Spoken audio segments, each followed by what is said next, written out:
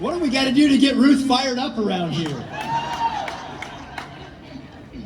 She go. Well, you know, this is kind of a special time for Tina and me. We're celebrating our wedding anniversary tomorrow. You have anything you want to say, sweetheart? I do. All right. We'll let Tina go. So, you heard John's bio, that he was, you hear me okay? That he was adopted. And I think every day about a wonderful woman by the name of Cheryl. Cheryl was in a very tough spot in her life. She'd already had 2 children. She lost her husband in the Vietnam War. And she found herself pregnant by another man. That man did not want her to have a baby. But Cheryl chose life. If it weren't for Cheryl, I would not be standing here today, because she chose life, and John Husted was adopted. And I am so grateful every day when I think of her and what she chose. I have on my license plate a Bible passage. It says, Phil 4:8. And I think about that passage every day, that we should all think about that passage every day. Whatever is true, whatever is pure, whatever is lovely, whatever is right, whatever is excellent and praiseworthy, we should think about such things. Think about life. Life is excellent and praiseworthy. Thank you, Lord Jesus, for all of you today for standing up for life.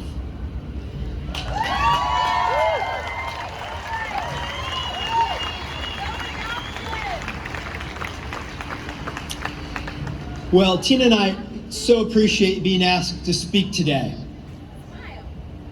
It is a day that I feel so blessed. I feel blessed to be here, and as you just heard, I feel blessed to be anywhere, every day. I am here because my birth mother made a courageous decision to choose life for me.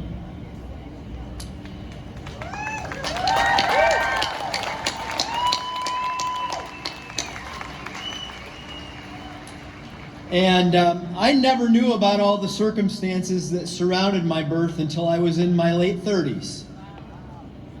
I always knew I was adopted, but I just didn't know what the whole story was. Because I learned all of this and never got to tell her. She died in 1996, before I knew all this. My birth mother. And I hope in sharing the story I'm sharing with you today that she can look down on this gathering and feel the love I have for her.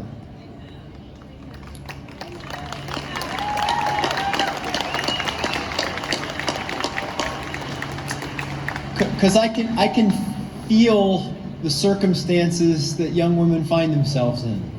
I can feel it.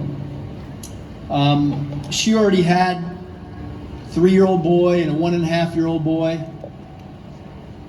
And as I learned that she had lost her husband somehow related to the Vietnam War and became pregnant from another man, and she couldn't support a 3rd child, and he wanted her to have an abortion. He wanted her to have an abortion. He said he'd take care of her as long as she had an abortion. And imagine that decision for her. Imagine how tough that was on her. But she chose an adoption, and I'm here today. You know why I'm here. And now you know why I feel strongly that we all need to vote no on issue 1.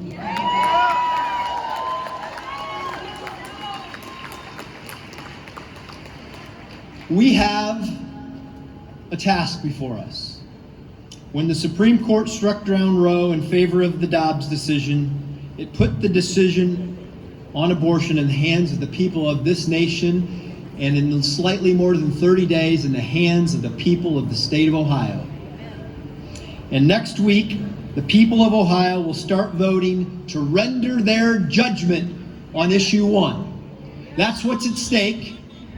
And look, I know Frank LaRose, the Secretary of State, is here. I used to be the Secretary of State. Early voting starts on Tuesday, okay? Don't wait until Election Day. Go Tuesday to your Board of Elections, all of you. Just think of the powerful message it will send if all of you show up at the polls on Tuesday, you vote, you make your voice heard, and we get this out to a great lead early on, and we show Ohio where you stand.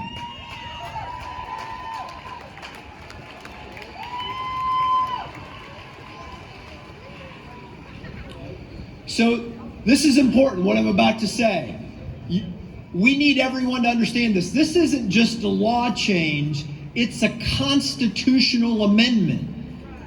The Constitution that people like me uphold when we raise our hand and we take the oath of office. And I certainly don't want this radical proposal to be in that Constitution. Do you? No! This amendment is not some middle-of-the-road compromise. It is a radical proposal that eliminates parental consent on abortions for our daughters and allows late-term abortions when the baby is viable and can feel pain. That's what this is.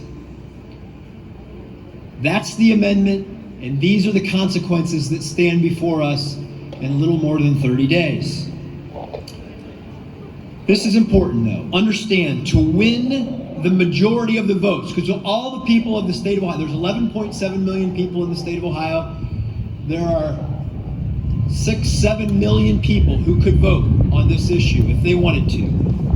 And understand, to win the majority of those votes, we will need people to vote no who do not necessarily agree with us on the policy of saving lives of unborn children. There are people who don't agree with us who we have to ask to vote no. And that's okay. We can continue to debate these policies another day, but the question before us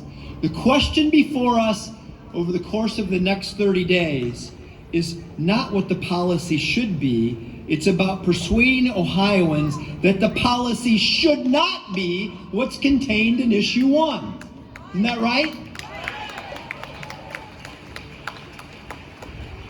So I have a really important question that I think you can ask anybody in this state. Ask them this. And I'm asking you right now, and I want to hear your answer.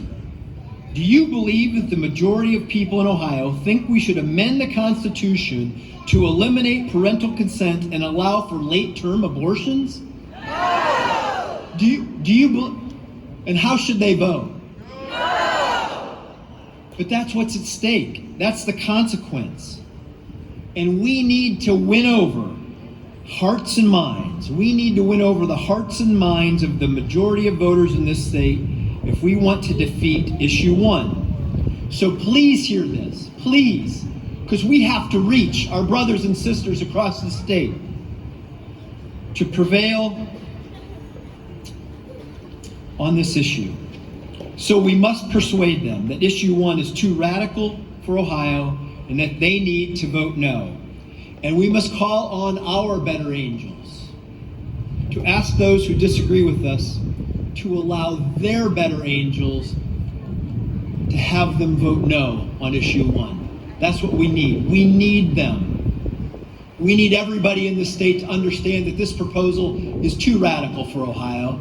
This is the kind of proposal that would become in the Constitution of California, not Ohio. We don't believe that our daughters should not have, but we don't believe that we believe that we should be able to consult with our daughters before someone encourages them to get an abortion. We don't believe in late-term abortions where viable babies go unborn and can feel pain. That's our mission. Do we understand what our mission is? Do we understand that you have to get out there on Tuesday of next week and make your voice heard? That's our mission. That's our calling. And we have 1 month to accomplish it. Can you get this done in 1 month? Are you going to double down? Are you going to work tirelessly over the course of the next month to make sure that this happens? And what are we going to tell people? To vote what? Vote no! That's our mission. You know your mission. You know the consequences. And may God bless us in this endeavor, and may God bless Ohio. Thank you very much.